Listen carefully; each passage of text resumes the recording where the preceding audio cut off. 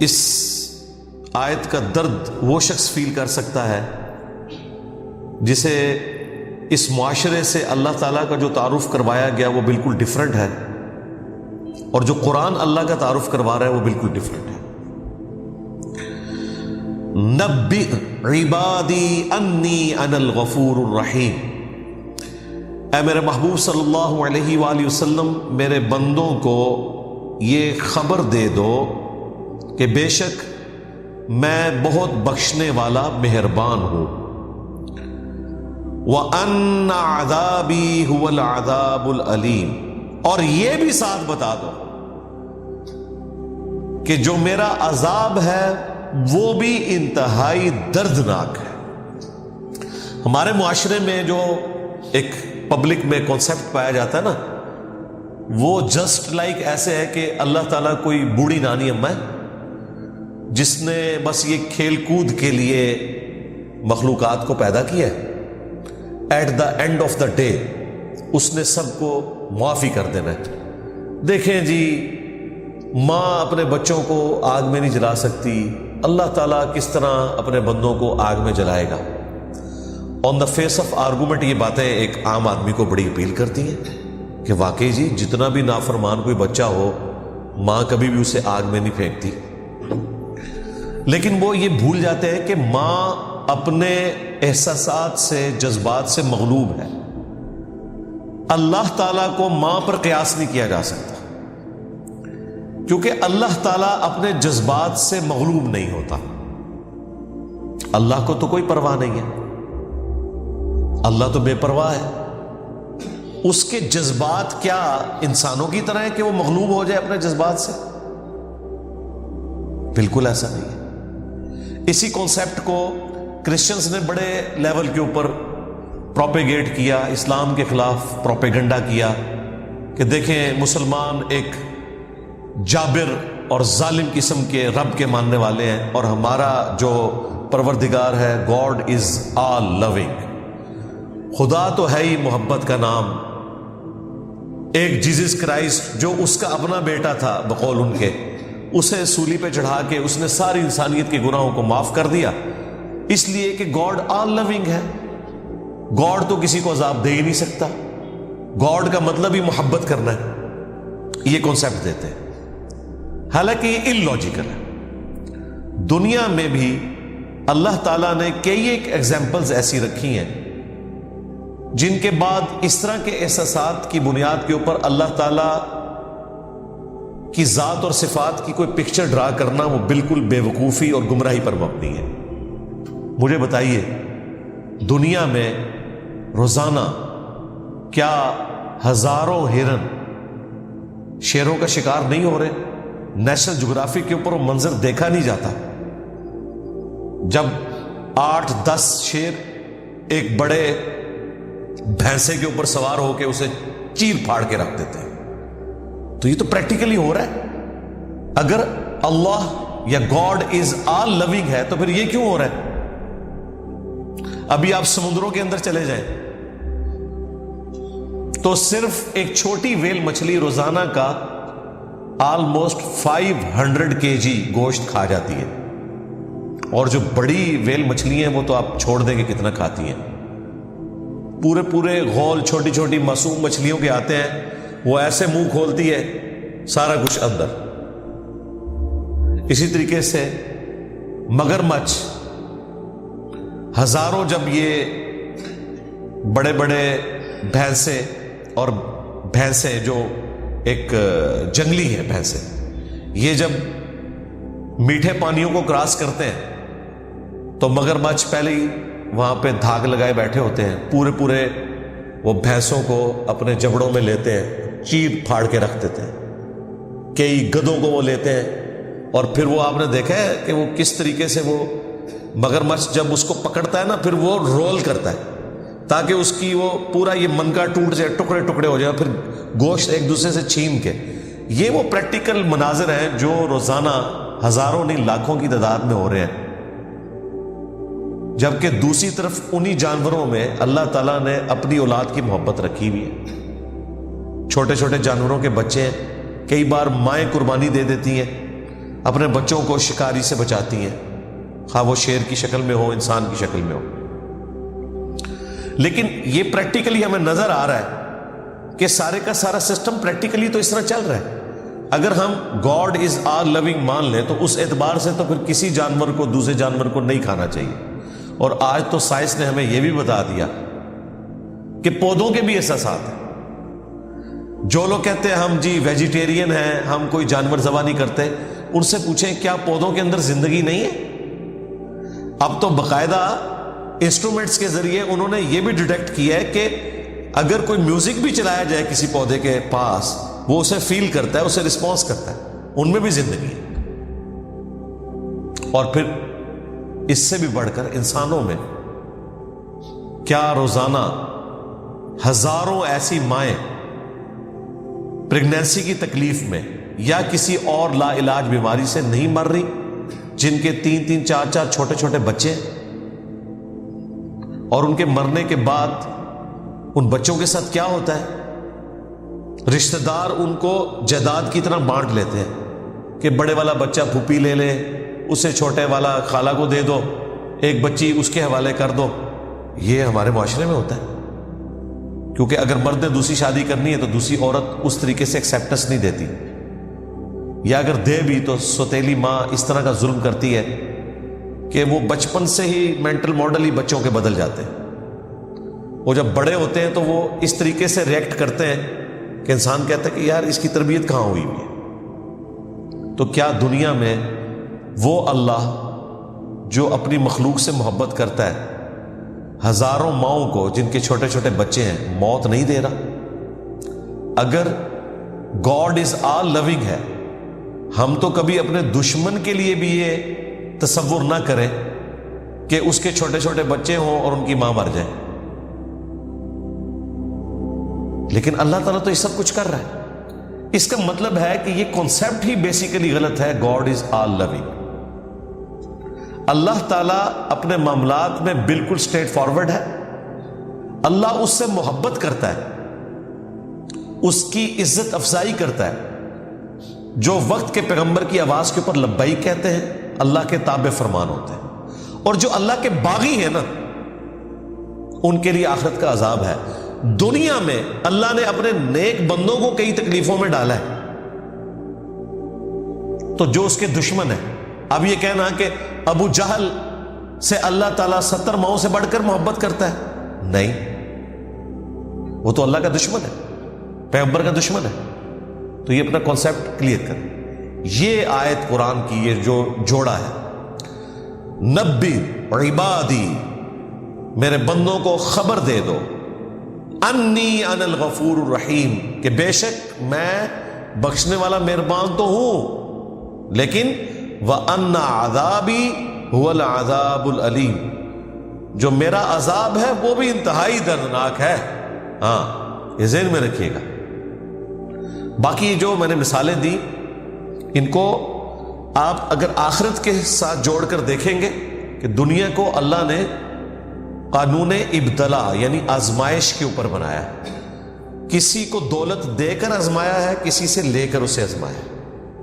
کسی کو تکلیف میں ڈال کے آزمایا ہے، کسی کو آسائش دے کر آزمایا. At the end of the day سارے کے سارے لوگ برابر ہو جائیں گے بھائی. یہ ذہن میں رکھیے گا.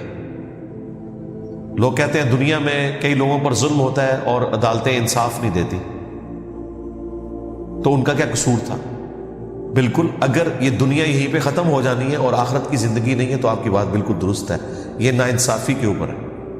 لیکن اللہ نے کب یہ دعویٰ کیا ہے کہ دنیا سب کچھ ہے؟ اس کو آخرت کے ساتھ جوڑا ہوا ہے. جب آخرت میں بدلہ ملے گا، عمار ابن یاسر کی نگاہوں کے سامنے ایک دن میں ان کی والدہ بھی اور ان کے والد کو بے دردی سے قتل کیا گیا،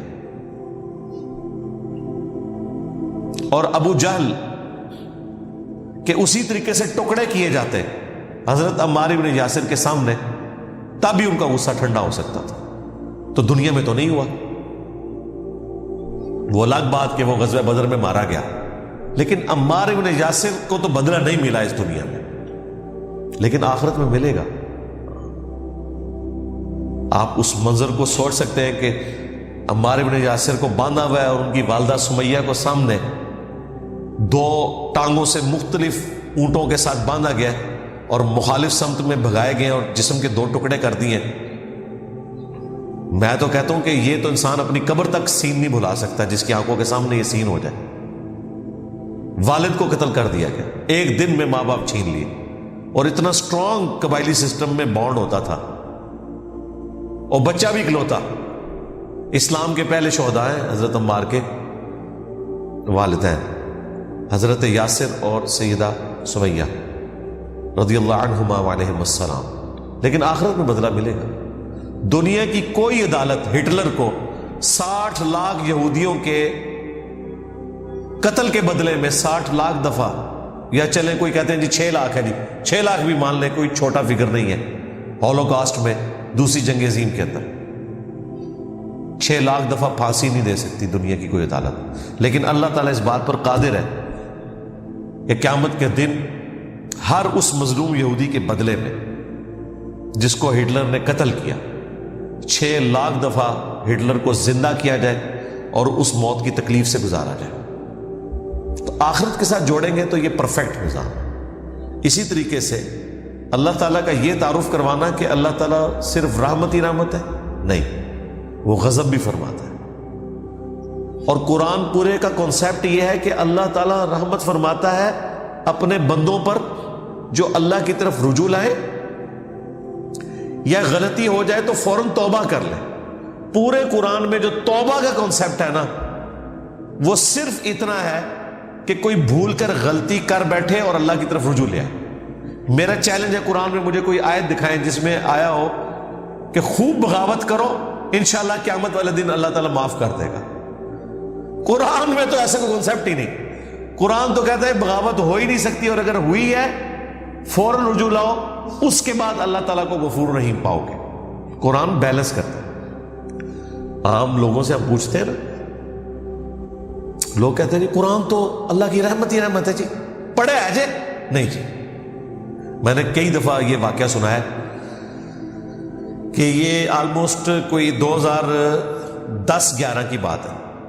ہمارے محلے میں ایک مدرسہ اہل حدیث کا، وہاں ایک آنٹی ہیں جو ڈاکٹر فرحت ہاشمی کی کلاس فیلو ہیں. تو وہ ہر سال دورہ قرآن رمضان میں کرواتی ہیں.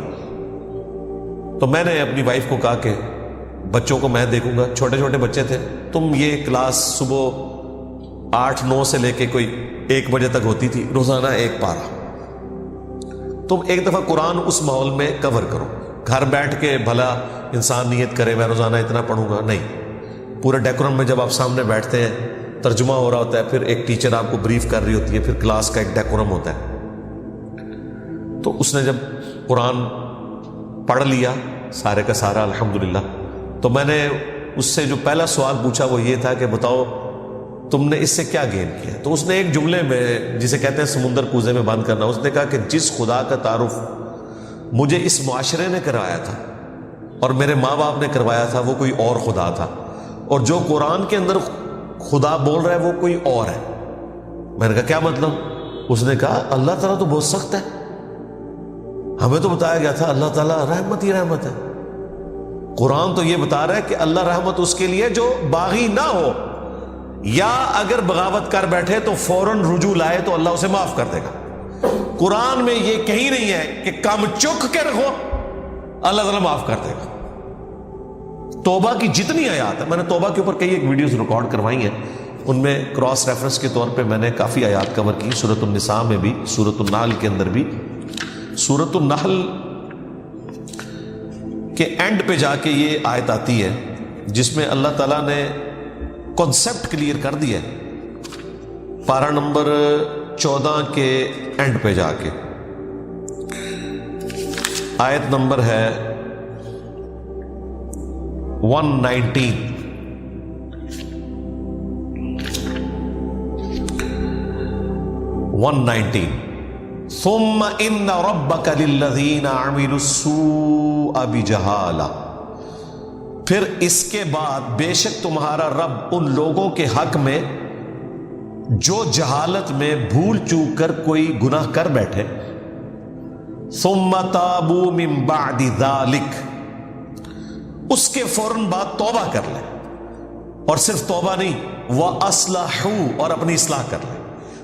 پاکستان، انڈیا، بنگلہ دیش میں توبہ یہ ہے کہ ٹھیک ہے توبہ کرو پھر کام چک کے رکھو، اصلاح کی ضرورت ہی نہیں، توبہ کی تسبیح پھیر لو 100 دفعہ۔ اللہ تعالیٰ ہمارا ہے کہ توبہ کر لیں، اس کے بعد اپنی اصلاح کریں۔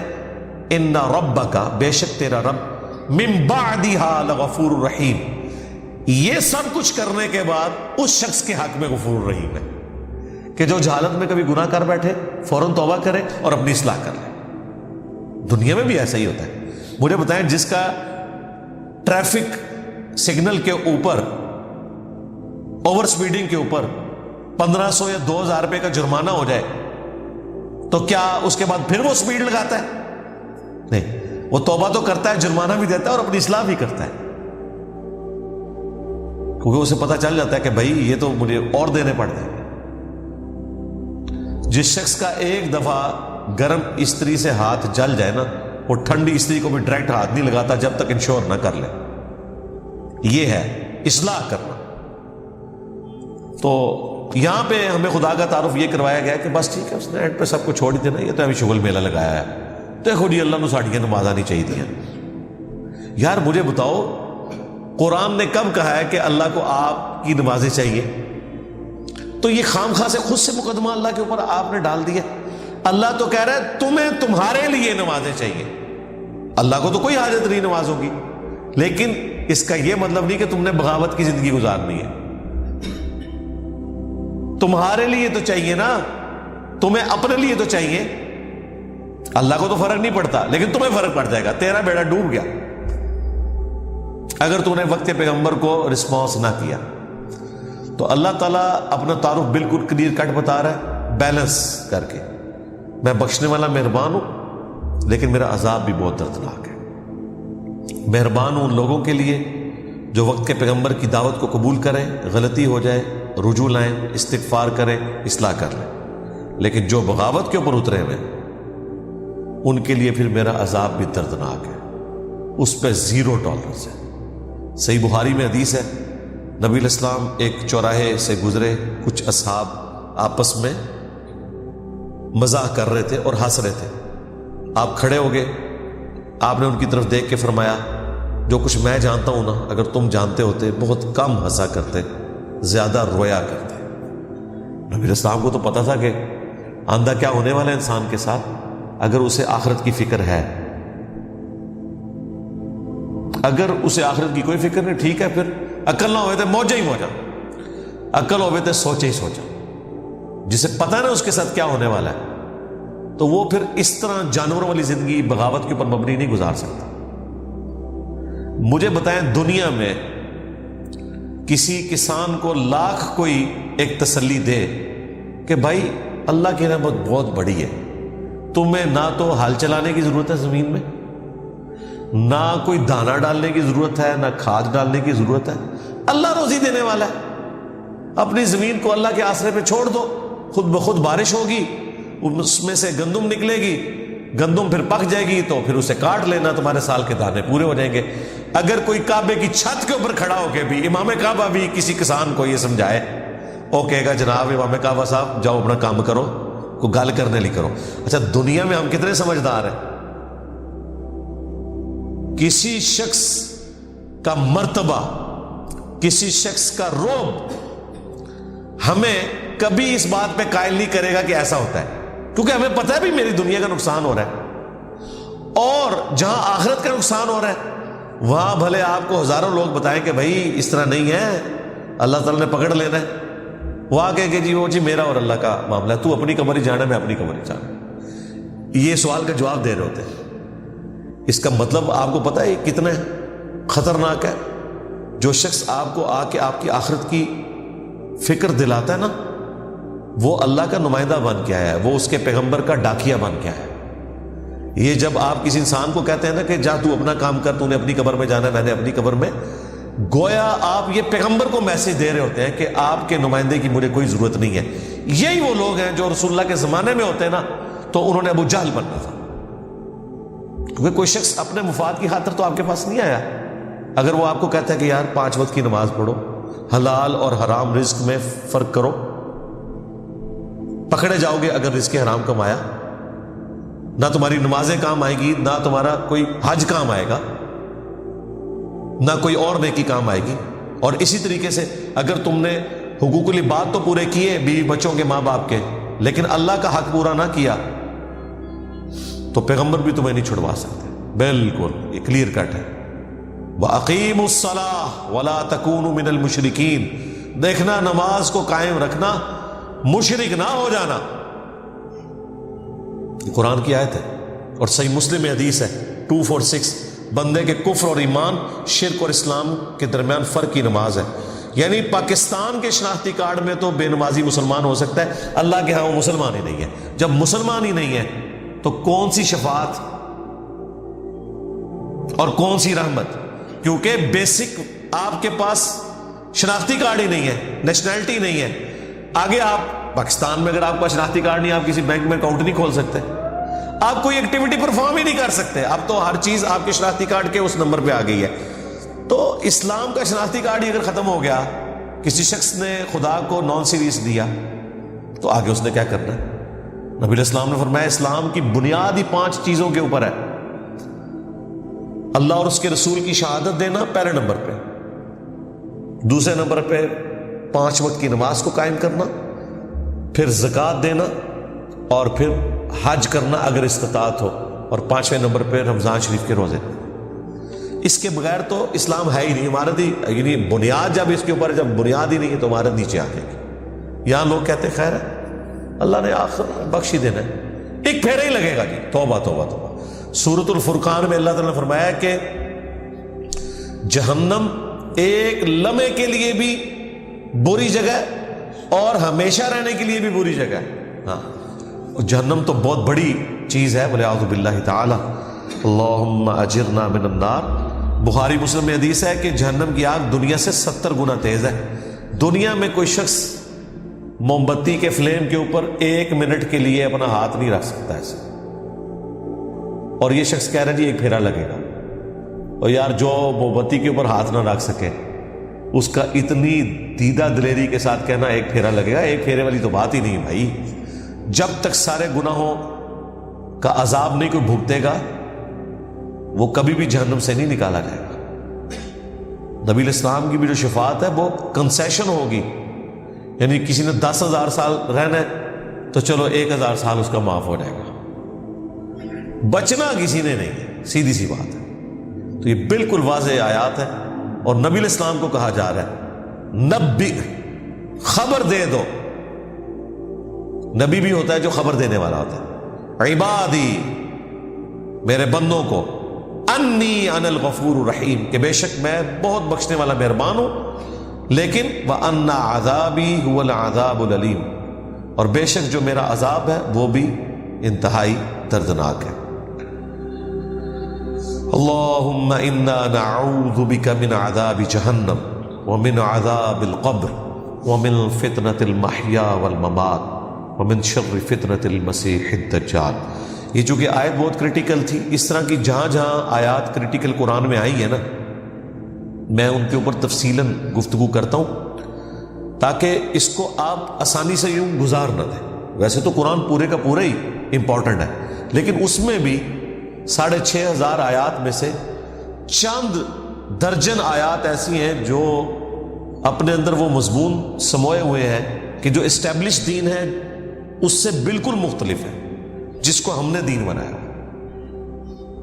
اللہ تعالیٰ اپنے معاملات میں بالکل سخت ہے.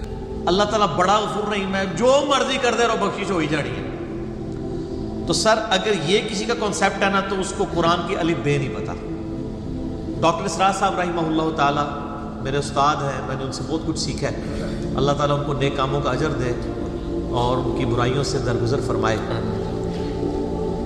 یعنی وہ بیان القرآن آپ سنیں نا تو لگتا ہے کہ یار قرآن جس طرح نازل ہوا ہے وہ اس طرح پریزنٹ ہو. جس نے قرآن نہیں پڑھا نا وہ تو یہی سمجھتا ہے کہ شاید اللہ تعالیٰ کو ایک بوڑھی نانی اماں ہے جس نے یہ لوگ پیدا کیے ہیں اور ایک شغل ملا گیم ہے، اینڈ پہ ساروں کو ہی چھوڑ دے گا. جناب اگر یہ معاملہ ہوتا تو انبیاء اور کتابیں آتی. امام محمد غزالی نے کیمیائے سعادت میں لکھا ہے کہ جو علماء ممبروں پہ چڑھ کے لوگوں کو یہ بتا رہے ہیں نا کہ اللہ تعالیٰ بڑا غفور الرحیم ہے اور وہ سب کو بخش دے گا چاہے جس طرح کی مرضی زندگی گزارو، وہ اصل میں یہ بتانا چاہ رہے ہیں کہ اللہ تعالیٰ کے پیغمبر جھوٹے تھے نعوذ باللہ، ان کے ساتھ جو کتابیں نازل ہوئیں، یہ اس میں جو وعیدیں آئی ہیں کہ جو نافرمان ہیں ان کو دوزخ میں جھونکا جائے گا، یہ سب کا سب جھوٹ ہے اور وہ یہ صحیح کہہ رہے ہیں. پھر امام غزالی کہتے ہیں ایسے علماء واجب القتل ہیں. میں آج کے کسی میٹھے میٹھے مبلغ کے اوپر قتل کا فتویٰ نہیں لگا رہا. امام غزالی کہہ رہے ہیں کہ جو اس قسم کی رحمت کی آیات سنا سنا کر ان کا غلط مفہوم بیان کر کے خدا سے دور کر رہے ہیں. یہ تو یہودیوں کا یہی تو عقیدہ تھا. سورۃ البقرہ میں آتا نا، وہ کہتے ہیں کہ ہمیں اللہ تعالیٰ چند دنوں کے لیے ڈالے گا دوزخ میں پھر نکال لے گا، ہم تو اللہ کے چہیتے ہیں. اللہ تعالیٰ ماتا تم نے کوئی عہد لیا ہوا ہے اللہ سے؟ سورہ بقرہ شروع میں اسی لیے ہے کہ تم سے ایک پہلے تم سے زیادہ لاڈلی امت تھی، اس حوالے سے کہ اس میں زیادہ پیغمبر آئے، 3 کتابیں نازل ہوئی، تورات، زبور، انجیل. لیکن جب انہوں نے ہم سے روگردانی کی تو ہم نے دیکھا اسے ضربت علیہم الذلہ والمسکنہ، ان پہ ایسی ذلت اور مسکنت آج تک جاری ہے. تو سر یہ باتیں کرنا تھانے دار والا معاملہ نہیں. قرآن کا اسلوب ہی بڑا سخت ہے، اس میں کوئی شک نہیں. اور میں اکثر بتاتا ہوں 2011 کی بات ہے، ہمارے محلے میں یہ ایک مسجد یعنی لڑکیوں کا ایک مدرسہ ہے اہل حدیث کا. وہاں پہ ایک آنٹی ہیں جو ڈاکٹر فرحت ہاشمی کی کلاس فیلو ہیں، اسٹوڈنٹ نہیں کلاس فیلو ہیں. تو وہ رمضان میں دورہ قرآن کرواتی تھی. تو میں نے اپنی وائف کو کہا، اس وقت 3 بچے تھے ماشاءاللہ 4 ہیں، میں نے کہا میں بچے سنبھالتا ہوں، تم نہ رمضان میں پورا قرآن گو تھرو کرو. وہ صبح 9 سے لے کے 12 بجے تک ایک پارہ کور کرواتی تھی، پورے رمضان میں قرآن ختم. میں کہا تیری جدی پشتی کسی نے پورا قرآن نہیں ترجمے نال پڑھا ہونا اس طریقے نال، تو تے اللہ دی بندی پڑھ لے. اچھا جب وہ قرآن پڑھ کے مکمل ہو گیا کورس، میں نے اس کو کہا کہ تم نے کیا سیکھا؟ اس نے ایک جملے میں کنکلوڈ کیا. اس نے کہا جی مجھے جس خدا کا تعارف کروایا گیا تھا نا اس معاشرے کی طرف سے اور میرے ماں باپ کی طرف سے، وہ خدا کوئی اور ہے، اور جو خدا قرآن میں ہے نا وہ کوئی اور ہے. میں نے کہا کیا مطلب؟ اس نے کہا خدا تو بڑا ڈاڈا ہے. یہ تھانے دار اور یہ وہ اس طرح کے ٹرمز ڈیوائز کر رہے ہیں. آپ ذرا قرآن تو پڑھ کے دیکھیں. قیامت کے دن اللہ نے اپنا نام کیا رکھا ہوا ہے؟ للہ الواحد القہار. لمن الملک اليوم للہ الواحد القہار. آج کے دن کس کی بادشاہت ہے؟ اس اکیلے قہار کی، وہ سب پہ چھایا ہوا ہے. سورۃ المومن میں آتی ہے آیت جسے سورہ غافر بھی کہتے ہیں. پھر صحیح بخاری میں حدیث ہے، نبی صلی اللہ علیہ وآلہ وسلم ایک چوراہے سے گزرے، کچھ اصحاب جو ہیں وہ ہنس رہے تھے. آپ رک گئے. آپ نے فرمایا جو کچھ میں جانتا ہوں نا تم جانتے ہوتے تو بہت کم ہنستے، زیادہ روتے. تو نبی علیہ السلام کا تو مبارک زندگی میں تو بڑی سنجیدگی ہے. اگر کوئی یہ سمجھتا ہے کہ بغاوت کی زندگی گزارے، اپنی مرضی کی زندگی، نہ دنیا جو اللہ کی مرضی کی گزارے گا آخرت پھر اس کی مرضی کی ہوگی. لیکن جو اپنی مرضی کی دنیا گزارے گا آخرت پھر اللہ کی مرضی کی ہوگی، یعنی دوزخ میں. وَلِعَوْذُ بِاللَّهِ تَعَالَى اللَّهُمَّ أَجِرْنَا مِنَ النَّارِ. یہ اتنا معاملہ آسان نہیں ہے. اللہ تعالیٰ سورہ حجر میں فرماتا ہے اعوذ باللہ من الشیطان الرجیم نبی عبادی انی انا الغفور الرحیم. اے نبی علیہ السلام میرے بندوں کو خبر دے دو کہ میں بڑا بخشنے والا مہربان ہوں. لیکن پھر ساتھ ہی فرمایا کہ ان کو یہ بھی بتا دو کہ میرا عذاب وہ بھی بہت سخت ہے. بیلنس کرو. باقی یہ ٹھیک ہے، بخاری مسلم کی حدیث ہے کہ نبی علیہ السلام نے فرمایا کہ اللہ تعالیٰ نے مخلوقات کی پیدائش سے پہلے اپنے پاس عرش پہ یہ عبارت لکھ لی تھی کہ میری رحمت میرے غضب پہ سبقت لے جانے والی ہے. لیکن کس معاملے میں؟ باغیوں کے لیے نہ، ان لوگوں کے لیے جو پوری ایفرٹ پٹ کریں پھر بھی ان سے معاملات سیدھے نہ ہو، اللہ کی طرف رجوع ہے. قرآن میں کہیں یہ نہیں ہے کہ ڈٹ کے گناہ کرو، باغی بنے رہو میں توبہ قبول کروں گا. قرآن میں ہمیشہ آیا ہے کہ آپ غلطی کر بیٹھو، اللہ کی طرف رجوع لاؤ، اس کے بعد اپنی اصلاح کرو، اللہ تعالیٰ کو بخشنے والا مہربان پاؤ. اسی پہ میرا مسئلہ نمبر 18 ہے، گناہ کبیرہ اور توبہ کا بیان، اور وہ آیت نمبر بھی 17 اور 18 ہی ہے سورۃ النساء کی. میں وہ پڑھ بھی دیتا ہوں. اعوذ باللہ من الشیطان الرجیم بسم اللہ الرحمن الرحیم. انما التوبۃ علی اللہ، اللہ کے ذمہ ہے ان لوگوں کی توبہ قبول کرنا. کن لوگوں کی توبہ؟ للذین یعملون السوء بجہالۃ، جو گناہ کر بیٹھے جہالت میں، انجانے میں ان سے غلطی ہو جائے، گناہ ہو جائے، ثم یتوبون من قریب، اس کے بعد فوراً توبہ کر لے کہ یا اللہ غلطی ہو، کو فجر کے بعد لیٹ اٹھا کہ یا اللہ معاف کر دے، کوشش تھی، الارم نہیں سن سکا، میں ابھی پڑھتا ہوں، مجھے معاف کر دے، اس طرح کا۔ تو جو پڑھے ہی نہ، اوکے جی اللہ تعالیٰ نے کہا میں بڑا غفور رحیم ہوں۔ پورے قرآن میں میرا چیلنج ہے طارق جمیل صاحب کو بھی، میں ان کی بڑی عزت کرتا ہوں، بلکہ سب سے زیادہ میں ہی نے ان کا دفاع کیا ہے جب ان کے خلاف ناسبیوں نے بھونکنا شروع کیا، میں ان سے بڑی محبت کرتا ہوں، میں ایسٹ سمجھتا ہوں امت کے لیے، لیکن میں طارق جمیل صاحب سے پوچھتا ہوں پورے قرآن میں کہاں لکھا ہے کہ باغی رہو تو میں معاف کروں گا؟ قرآن تو کہہ رہا ہے اللہ کے ذمہ ان لوگوں کی توبہ کا قبول کرنا ہے جو جہالت میں گناہ کر بیٹھے، ثم یتوبون من قریب، اس کے بعد فوراً توبہ کر لیں، فاولئک یتوب اللہ علیہم، بس ایسوں کی توبہ ہے، اللہ فرماتا ہے میرے ذمہ، وکان اللہ علیما حکیما، اور اللہ تعالیٰ علم والا اور حکمت والا ہے، علم ہے اس کے پاس لیکن اس کی حکمت ہے، ڈھیل دیتا ہے کہ چلو توبہ کر لو۔ اور اگلی آیت وَلَيْسَتِ التَّوْبَةُ، اور اس کی تو کوئی توبہ قبول نہیں ہوگی، یہ میں نہیں کہہ رہا ہوں طاہر جمیل صاحب، یہ اللہ کہہ رہا ہے، لِلَّذِينَ يَعْمَلُونَ السَّيِّئَاتِ، جو کہ گناہ کرتا ہے، حَتَّى إِذَا حَضَرَ أَحَدَهُمُ الْمَوْتِ، یہاں تک کہ جب اس کی موت کا وقت آ جاتا ہے، قَالَ إِنِّي تُبْتُ الْآنَ، وہ کہتا ہے یا اللہ میں اب توبہ کرتا ہوں۔ وَلَلَّذِينَ يَمُوتُونَ وَهُمْ كُفَّارٌ، اور نہ ہی ان کی توبہ قبول ہوگی جو کفر کی حالت میں مرے، یعنی وہ پہلے مسلمانوں کا ذکر ہو رہا ہے، کافروں کو اللہ نے الگ کر دیا، یعنی ایسے مسلمان جو موت کے وقت توبہ کریں ان کی بھی توبہ قبول نہیں اور کافروں کی بھی۔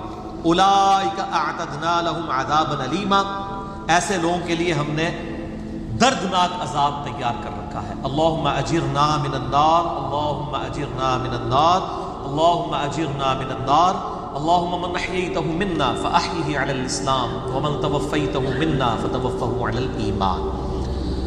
تو یہ تو دیکھ لیں، یہ تو قرآن کی ڈاکٹرائن ہے، آپ اس کو تھانے داری والی معاملہ کہہ رہے ہیں اور یہ کر رہے ہیں۔ باقی ٹھیک ہے کہ اگر ایک بندہ گناہگار ہے آپ اس کو یہ کہیں کہ توبہ کر کے اللہ کی طرف آؤ، وہ 99 قتل والا واقعہ بھی ہے نا بخاری مسلم میں، ہم نہیں کہہ رہے مایوسی پیدا کریں، لیکن ہم کہہ رہے ہیں خام خواہ لوگوں کو امیدیں بھی نہ دلائیں۔